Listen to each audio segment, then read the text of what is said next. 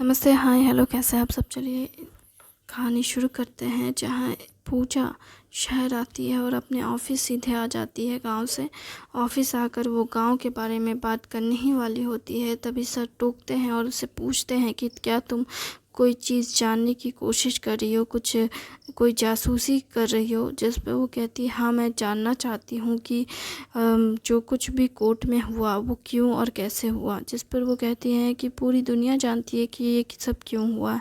जिस पर वो कहती है, कोर्ट में ही जो हुआ उससे पहले क्या हुआ ये मैं जानना चाहती हूँ। उस लैब में क्या हुआ, उन कोई आदमी कैसे किसी के दिमाग को कंट्रोल कर सकता, मैं ये जानना चाहती हूँ।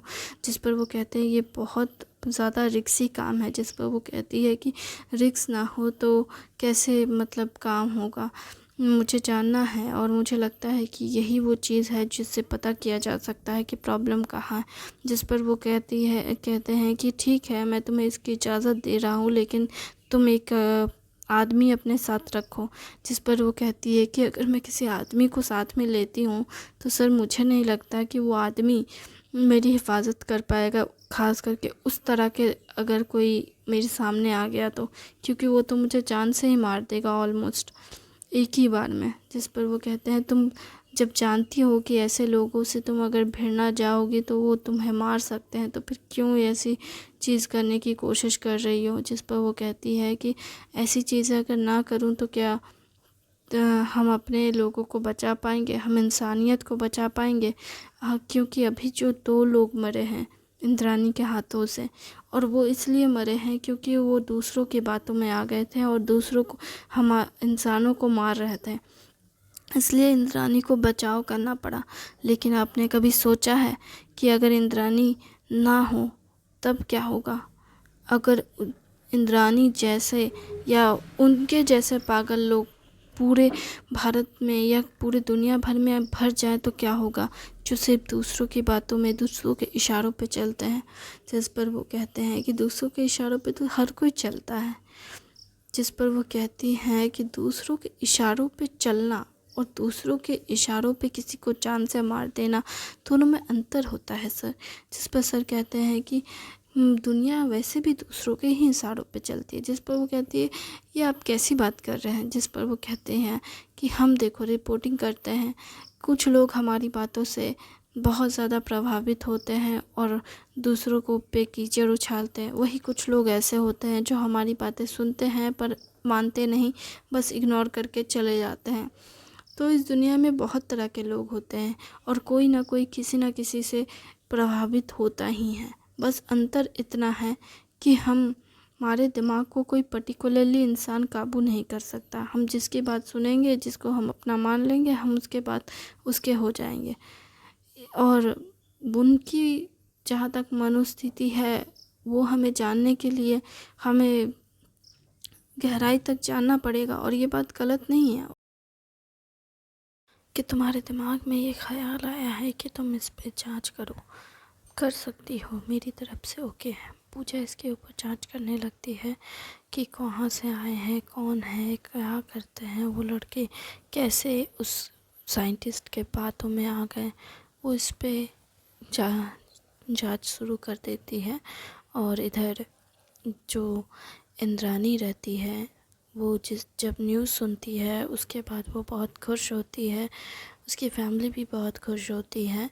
और फैमिली खुश होने की वजह से वो लोग उसके नेक्स्ट डे जो गांव जाने की बात थी उस दिन नहीं जाते हैं और रुकते हैं और अपने भाई को वो देखती है। और उधर उसके पिता भी उसके ब्लड के सैंपल लेने लगते हैं और उसके भाई के भी ब्लड के सैंपल लेने लगते हैं और उससे जांच करना शुरू कर देते हैं। वो लोग भी जांच कर रहे होते हैं, जिधर पूरे दिन ये सब में गुजर जाता है। और उसका भाई भी बहुत खुश होता है कि फाइनली अब मैं धीरे धीरे ठीक हो रहा हूँ। जिस पर उसकी बहन कहती है, अभी भी बहुत काम बाकी है। और फिर वो उससे ध्यान लगाना सिखाती है, खुद के बातों पे फोकस करना सिखाती है, उसकी बात को उस डॉक्टर की बात को यानी वीरेंद्र की बात को बार बार सुनाती है और उसे खुद पे ध्यान देने सिखाती है कि कैसे तुम दूसरों के बातों में ना आकर खुद के बातों पे ध्यान दो, खुद के ऊपर वर्क करो। वो सारा टाइम इस सब में गुजर जाता है और इस सब में उसके नेक्स्ट डे वो फिर उसके मम्मी पापा ये लोग गांव जाने की बात करते हैं और वो जाने भी लगते हैं। मुथु इंद्रानी की दादी से कहते हैं कि आप भी क्या हमारे साथ गांव चलेंगी, जिस पर पहले तो उसका बेटा बहुत ईशांत चलता है कि मेरी माँ को ले जाने, लेकिन फिर वो सोचता है कि मेरी माँ मेरे साथ सालों से है और वो इस वक्त डिप्रेशन से भी गुज़र रही है। मेरे पिता के जाने के बाद भी मैंने उन पे ध्यान नहीं दिया। थोड़े दिनों के लिए मैं अपने आप से दूर उन्हें कर सकता हूँ। वो ऐसे रिएक्ट कर रहा था जैसे वो अपनी माँ को जाने देकर उन पे एहसान कर रहा हो, लेकिन मुथु फिर भी उससे कुछ नहीं कहते हैं और फिर उनकी माँ को लेकर चले जाते हैं गांव। जब वो गांव पहुंचते हैं तो फिर उनकी मुलाकात राघव की माँ से होती है। वो कहती है, आप आ गए गांव और ये कौन है? जिस पर वो कहती है, ये इंद्रानी की दादी है। जिस पर वो कहती है, प्रणाम दादी। जिस पर वो कहती है, अरे खुश रहो बेटी, तुम इन राघव की माँ हो? जिस पर वो कहती है, हाँ। आपने कैसे पहचाना? अरे आपका बेटा बहुत बात करता है आपके बारे में, कहता है कि मेरी माँ बहुत अच्छी है, मेरी माँ भी बड़े शहर से आई है, ये है वो है, बहुत बातें करता है, कहता है आप बहुत अच्छे फोटोग्राफर हैं। जिस पर वो कहती है, अच्छा उसने आपको भी बता दिया? जिस पर वो कहती है, हाँ मैं किसी दिन आऊँगी, अब तुम मुझे अपनी तस्वीरें दिखाओगी ना खींची हुई? जिस पर वो कहती है, हाँ बिल्कुल दादी, क्यों नहीं, आप आइए। आप भी तो राघव की दादी है, तो मेरी माँ जैसी हैं और माँ को तो अपने बच्चे सब कुछ बताते हैं, तो मैं आपको ज़रूर दिखाऊंगी। ये कहकर दादी फिर घर चली जाती है और वो लोग भी चले जाते हैं। सभी घर आने के बाद राघव की माँ जब अपने घर चली जाती है तो वो कहती है, सच में वो थोड़ी एक्साइटेड होती है और एक्साइटमेंट में अपनी सारी तस्वीरें ढूंढने लगती है दिखाने के लिए दादी को, लेकिन उसे तस्वीरें नहीं मिलती। वो सोच में पड़ जाती है कि मैंने तो अपनी तस्वीरें यहीं रखी थी, फिर मेरी तस्वीरें कहाँ चली गई? फिर उसे ख्याल आता है कि उसने पूजा को दिखाया था अपनी खींची हुई तस्वीरें, तो फिर कहीं वो तो लेकर नहीं चली गई। वो ये सोचने लगती है। फिर वो फिर कहती है कि ठीक है, अगर ले गई है तो मैं दूसरी बार खींच के दादी को दिखा दूँगी। थोड़ी मायूस होती है लेकिन फिर भी सोचती है कि ठीक है, कोई बात नहीं। फिर इधर जब दादी घर में घुसती है मुथु के, तो कहती है, ये तुम्हारा घर है? जिस पर वो कहता है, हाँ। दादी ज़्यादा बड़ा नहीं है पर आप आराम से रह सकती हैं, वो इंद्रानी का कमरा है, आप वहाँ पे आराम से रहिए। जिस पर वो कहते हैं, अरे कमरे तो कम से कम अच्छे हैं, थोड़ी दिक्कत है, थोड़ा टाली का है और थोड़ा सीमेंट का, लेकिन कोई दिक्कत नहीं, ये आरामदायक है। जिस पर वो कहते हैं, हाँ थोड़ी दिक्कत तो हो सकती है आपको, क्योंकि आप इतने बड़े घर में रही हैं और ये छोटा सा मकान है। जिस पर वो कहती हैं कि छोटा है कि तो क्या हुआ, प्यारा है, सब खुश हैं, ये ज़रूरी होता है, वरना परिवार चाहे कहीं भी रहे, अगर वो खुश ही नहीं है तो वो घर थोड़ी ना कहलाता, वो तो बस एक ईंट और पत्थर का बना हुआ मकान रहता है। पैसों से इमारतें तो खड़ी की जा सकती है, पर उन इमारतों को घर नहीं बनाया जा सकता। जिस पर वो कहता है कि दादी आपकी बात तो सही है।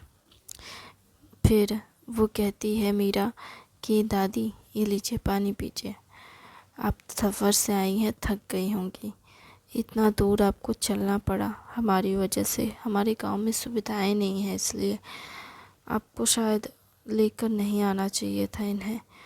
जिस पर वो कहती है मीरा का कान पकड़, क्या कहा तुमने? मैं अपने बेटे का घर नहीं आ सकती? जिस पर वो कहती है, नहीं नहीं दादी, मैं तो बस यही कह रही हूँ कि हम इतनी दूर आपको चलना पड़ा। अरे तो क्या हो गया, तुम्हें पता नहीं चलना सेहत के लिए अच्छा होता है? जिस पर वो कहती है, बात तो आपकी सही है, चलना सेहत के लिए अच्छा होता है, लेकिन फिर भी इतनी दूर तक हमारी वजह से आपको चलना पड़ा, सिर्फ इसलिए क्योंकि हमारे गांव में सुविधाएं नहीं है। तो सुविधाएं बना दो, तुम्हारा पति मुखिया है, मेरा बेटा मुखिया है ना। जिस पर तो कहता है, हाँ तो सड़कें बनाओ। जिस पर वो कहती है, ठीक है दादी ज़रूर, एक दिन यहाँ सब कुछ आपके बेटा बना देगा। हाँ बिल्कुल, सड़कें बनाना, अच्छे घर बनाना, सब कुछ बनाना। जिस पर वो कहते हैं, ठीक है, वैसे भी सबके लिए ही तो यहाँ आए हैं, ताकि लोगों से बात कर सके। लोगों से बात करेंगे तो हो सकता है कि लोग हमारी बात को सुने समझें, और जैसा कि इंद्रानी ने कहा है, जिस तरह से बनाने को उस तरह से अगर बनाया जाए तो शायद अच्छा होगा। जिस पर वो कहती है, ठीक है, उसकी बात सुनकर काम ज़रूर करना। जिस पर वो कहते हैं, ठीक है, ये करना लेकिन थोड़ा मुश्किल है। मुश्किल है पर नामुमकिन थोड़ी ना है। जिस पर वो कहती है, ठीक है, ये तो हमें भी पता है कि मुश्किल है पर नामुमकिन नहीं है। जिस पर वो कहती है, ठीक है, तो काम शुरू करते हैं कल से। जिस पर वो कहते हैं, ठीक है, अभी सब लोग खाना वाना खा लीजिए। फिर मुथु और मीरा खाना बनाने चले जाते हैं। मीरा जब रसोई में खाना बना रही होती है तो मुथु कहते हैं कि कुछ मीठा माँ के लिए बना देना। जिस पर वो कहती है कि माँ को शुगर नहीं है, लेकिन इसका ये मतलब तो नहीं कि हम मीठा उन्हें खिलाएं। जिस पर वो कहते हैं कि उनके घर में मिठाइयाँ देखी थी ना, फ्रिज में कितने सारे थे, हम तो इतनी मिठाइयाँ नहीं खिला सकते, कम से कम कुछ मीठा बना दो। जिस पर वो कहती हैं, ठीक है, आप जाइए बैठिए। जिस पर वो कहते हैं, क्या बात करती हो, थोड़ी मदद हमसे भी ले लो। जिस पर वो कहती है, अच्छा, मदद करनी है या परेशान करना है? जिस पर वो कहते हैं कि मदद करनी है, परेशान कौन कर रहा है तुम्हें, परेशान करते हैं क्या हम? अच्छा, नहीं करते क्या? वो दोनों ऐसी प्यारी से नोक झोंक के साथ खाना बना ही रहे होते हैं, तभी दादी इंद्रानी के कमरे को देख रही होती है अच्छे से। इंद्रानी की बचपन की तस्वीर देखती है जब वो गुम हो गई उसके बाद की, जो इंद्रानी के कमरे में एक एल्बम रखा रहता है, उस तस्वीर के नीचे ही वो देखती है। फिर एल्बम को खोलकर जहाँ मुथु, मीरा, इंद्रानी, ईशांत सबकी तस्वीरें, बड़ी प्यारी सी फैमिली फ़ोटो, वो सोच में पड़ जाती है, काश मेरी बहू ज़िंदा होती और तो हमारी भी ऐसी फैमिली फ़ोटो होती, दादा दादी, बेटा, बहू, मेरी बेटी, मेरी पोती, सबके साथ कितनी तस्वीरें होती, शायद इस एल्बम से भी ज़्यादा होती। लेकिन अच्छा है कि मेरी पोती खुश है इस परिवार में। इस तस्वीर में वो कितनी खुश दिख रही है, मानो जैसे उसे पूरी दुनिया मिल गई हो। मैं बहुत खुशकिस्मत हूँ कि मेरी पोती मुझे दोबारा अपनी ज़िंदगी में आने दिया, और मैं खुश हूँ कि मेरी पोती इतनी खुश थी। बहुत दुख होता अगर मेरी पोती दुखी होती तो। इतने सालों में उसकी खुशी, भगवान मेरी पोती को ऐसी ही खुशियाँ देती रहे। मैं चाहूँगी कि मेरी बच्ची को मेरी भी उम्र लग जाए। वो ऐसी प्रार्थना कर ही रही होती है फ़ोटोज़ देखते हुए, जहाँ उसे ईशांत की फ़ोटोज़ दिखती है बचपन की, कि कैसे वो नंगा पुंगा हुए घूम रहा था घर में उसके मम्मी पापा के साथ। वो बहुत सारी तस्वीरें देखती है और फिर सोचती है कि मेरी बच्ची के साथ तो बचपन की ज़्यादा तस्वीरें ही नहीं हैं।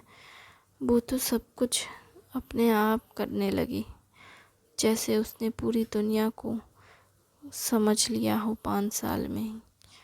मेरी बच्ची कितना कुछ जानती है, फिर भी खामोश रहती है। वो ये कहकर तस्वीरों को फिर पन्ने पलटने लगती है। वो तस्वीरें देख ही रही होती है आराम से बेड पे बैठकर। तभी मीरा आती है और मीरा कहती है, क्या बात है दादी, आप उदास है क्या? जिस पर वो कहती है, नहीं नहीं। आँखों में नम आँखों से वो मीरा के ओर देख कहती है, नहीं नहीं, मैं उदास नहीं हूँ, बस अपनी बच्ची को खुश देख खुशी हो रही है। कितनी खुश है ये आपके साथ। हाँ, वो खुश है, लेकिन जब आई थी ना तो मैं भी थोड़ी कंफ्यूज थी। क्या? हाँ देखिए, बाकी बच्चे जैसे तो शैतान होते हैं, वैसे इंद्रानी कभी नहीं रही। वो 10 साल की उम्र में जब हमारे पास आई थी तो पहले तो उसने अपने बारे में कुछ नहीं बताया, और उसके बाद फिर वो काफ़ी खामोश रही। हंसती रहती थी, लेकिन अजीब से खामोशी के साथ रहती थी। उसकी खामोश नज़रें बहुत चुभती थी कि कैसी बच्ची है, जैसे कितनी दर्द और गहराई में डूबी हुई हो। उसकी आंखों में जो मायूसी और अजीब सी सन्नाटे वाली हंसी दिखती थी ना, तो दिल को जैसे दर्द महसूस होता था। जब ये तस्वीर खिंचाने की बात आई थी तो वो कहने लगी कि ये तस्वीर क्यों? जिस पर मैंने उससे कहा था कि हम परिवार हैं, इसलिए हम तस्वीरें खिंचवाते हैं ताकि हम अपने परिवार के यादों को समेट कर रख सकें। तब जाकर उसने तस्वीर खिंचवाई थी।